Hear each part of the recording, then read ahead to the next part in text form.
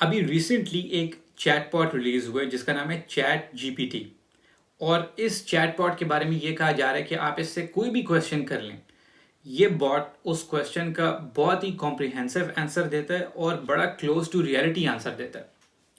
तो मैंने सोचा कि क्यों ना आज एक मज़े का काम किया जाए कि आप लोग जो मुझे जर्मनी से रिलेटेड मुख्तलिफ क्वेश्चंस करते हैं, उसमें से कोई 2-3 जो जेनेरिक किस्म के क्वेश्चंस हैं जो काफ़ी रिपीट होते रहते हैं, वो लेके तो वो हम इस चैटबॉट से पूछें और देखें कि चैटबॉट जो है वो क्या आंसर्स देता है उन क्वेश्चंस के।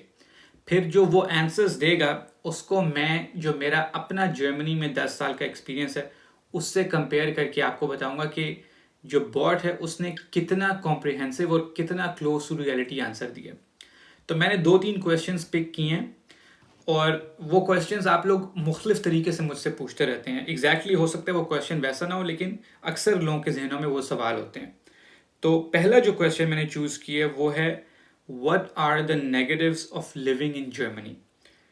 एंटर करते हैं उसको बॉट में और देखते हैं कि बॉट क्या आंसर देता है।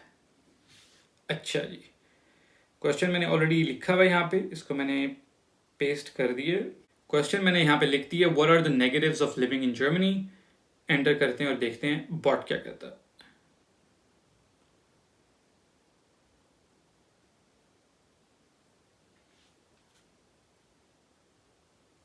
ओके, जनरेट हो रहा है रिस्पॉन्स, वो भी बुलेट पॉइंट्स में। Not bad. खैर इसको देख के, और मैंने भी इनके आंसर्स नहीं देखे हुए पहले इन क्वेश्चंस के। यार इतना लंबा है तो वाकई काफ़ी कॉम्प्रिहेंसिव है। अच्छा जी, मेरा ख्याल है कंप्लीट हो गया। अब देखते हैं कि आंसर क्या दिया बॉट ने।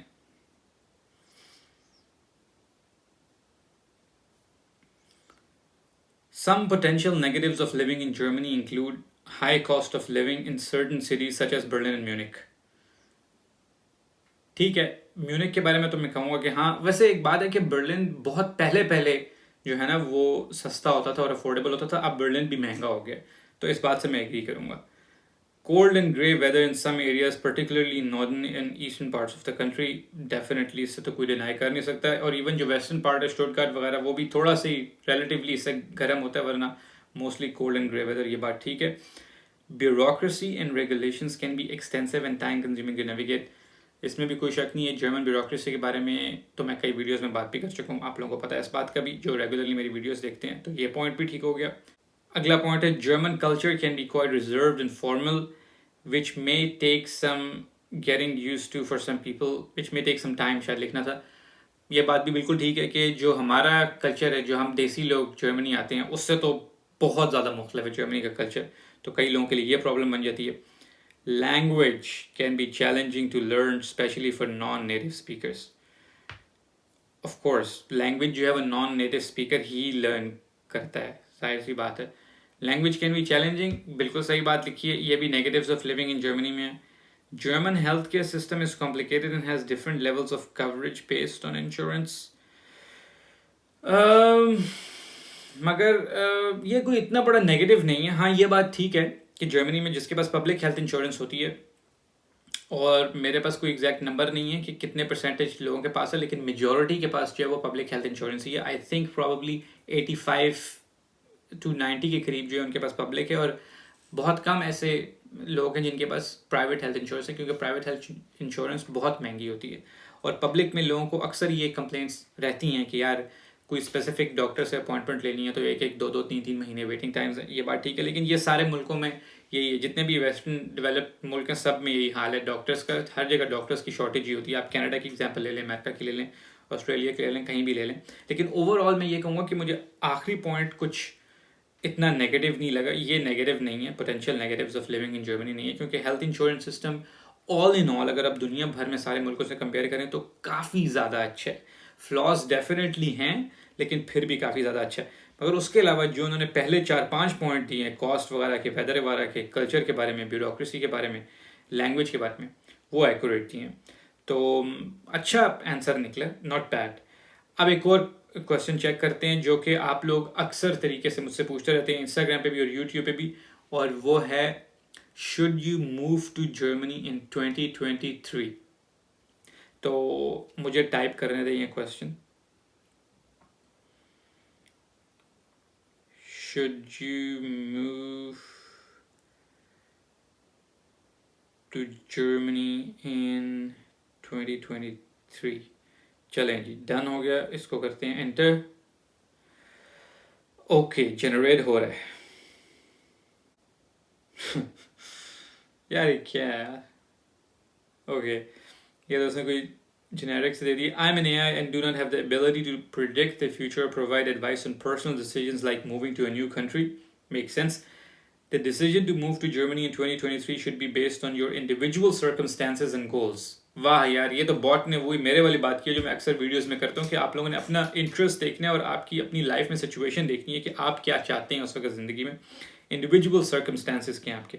It would be best to research and consider factors such as job opportunities, cost of living, cultural differences, language and healthcare system.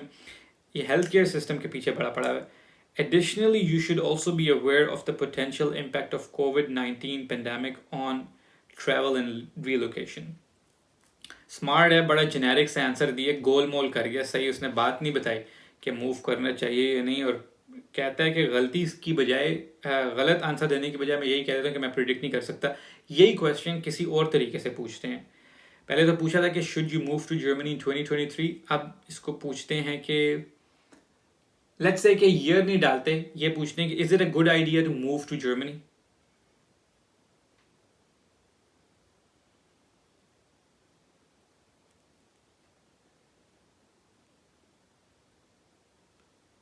अच्छा जी, डन, एंटर। चलो जी, जनरेट करो।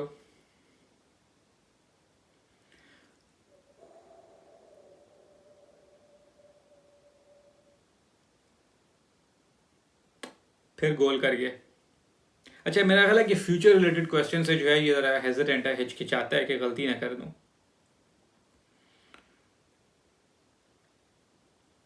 और यार इतना लंबा आंसर दे दिया, इसको तो मैं पढ़ते पढ़ते ही 10 मिनट लग जाएंगे। Whether moving to Germany is a good idea depends on your individual circumstances. Germany is a developed country with strong economy, high living standards, rich cultural heritage. Country is known to be excellent education, healthcare system, home to many world-renowned universities, research institutions, safe country, low crime rate, high quality of life. On the other hand, Germany has high cost of living. Gold, grey, वही पिछले वाला जो उसके अंदर programme था वही ठोक दिया आंसर उसने। Bureaucracy, culture, reserve, you should be careful of COVID. Is it important to weigh the pros and cons? Okay. ये भी बड़ा जेनेरिक आंसर दिया। कोई और एक और क्वेश्चन डाल के देख लेते हैं इसके अंदर। क्या क्वेश्चन डालूं? चलो ये एक और डाल लेते हैं। Is Germany good for foreigners? इसमें भी अगर पता नहीं इमिग्रेंट का कीवर्ड डालूं तो इमिग्रेंट का क्या मतलब ले रहे, बीच में वो रेफ्यूजी क्राइसिस है, ये वो सब कुछ भी आया हुआ था। खैर इमिग्रेंट सारे ही हैं। Is Germany good for foreigners? Generate हो रहा है जी।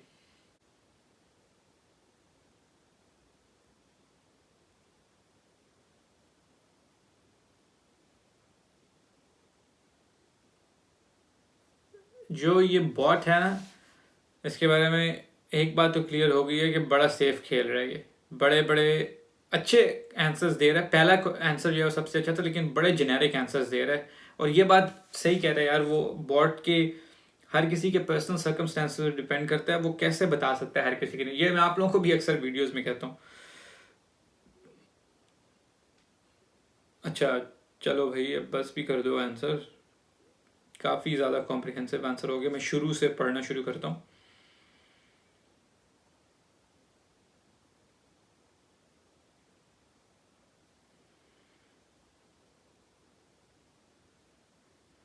वही इसने फिर दोबारा रिपीट करना शुरू कर दिया।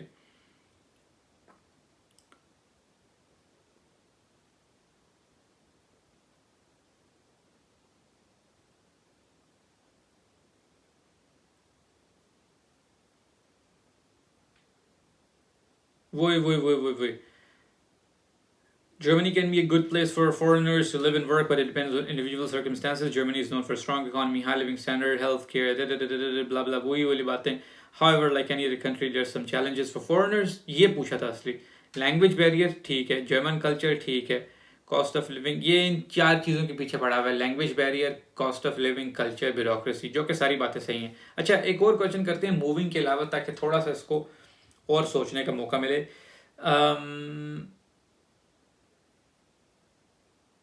Is it easy to find job in Germany as a foreigner? To find a job in Germany as a foreigner? चलो जनरेट करो। बड़ा स्लो है, पता नहीं क्यों इतना स्लो है।